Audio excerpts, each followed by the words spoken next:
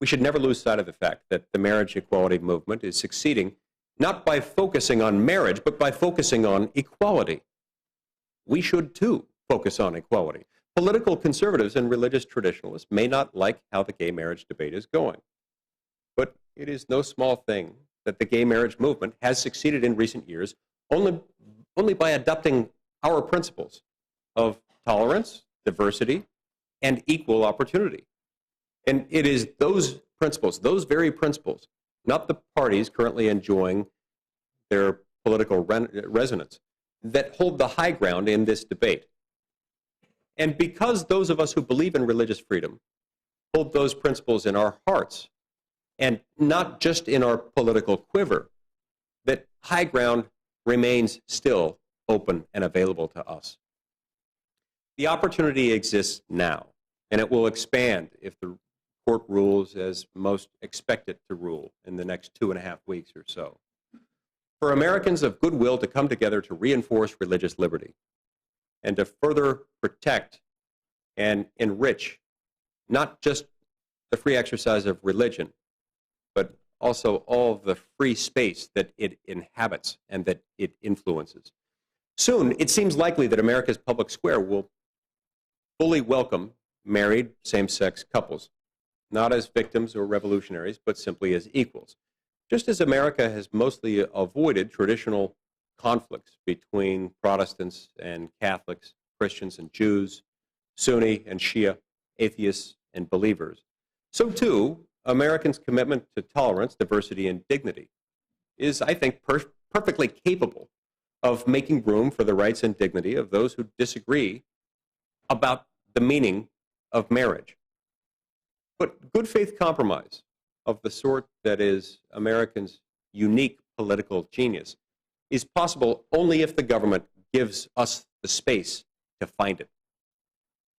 And those tempted by fundamentalism will be loath to afford us this very space, lest they let a manufactured crisis go to waste.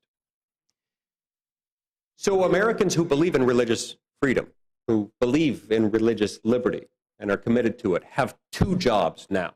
First, we cannot hide this issue under a bushel and hope that no one asks us about it. We will have this debate. The only question is whether we start a conversation or we let the fundamentalists on the other side of this debate pick a fight. The American people need and deserve to have this debate. So their representatives must engage it with candor and compassion in the most publicly accountable venues possible. This is a crucial point for those of us who work in capitals and county seats across the country. If the coming conversation about religious freedom is left to the judicial and executive branches of our government, acting alone, all Americans, whether they know it or not, will lose that debate even before it begins. Court rulings and executive regulations tend to be much more one-sided, far more sweeping, and infinitely more prescriptive, winner-take-all sorts of propositions, and thus should have as little as possible to do with the delicate diversity of 320 million souls' deepest religious beliefs. Instead, we must advance the debate in the legislative branches of government at every level within the United States of America, at the local, state, and federal levels, because it is in the nature of legislative bodies to find compromise, to ground policy in real-world interactions, and to respect minority views and rights. That, for instance, is what the Religious Freedom Restoration Act is and how it came about and why, contrary to propaganda claiming otherwise, it has worked so well now for more than 2 decades. As President Bill Clinton put it the day that he signed the Religious Freedom Restoration Act into law, this law, the Religious Freedom Restoration Act, protects, quote, the space of freedom between government and people of faith that otherwise government might usurp, close quote. If we want to reinforce religious liberty in America, our first step must be to protect that crucial space of freedom from undue government interference. That is the principle behind a bill I will soon introduce in the Senate. My bill would protect the tens of thousands of religiously affiliated schools in America, preschools through colleges and universities, from government discrimination.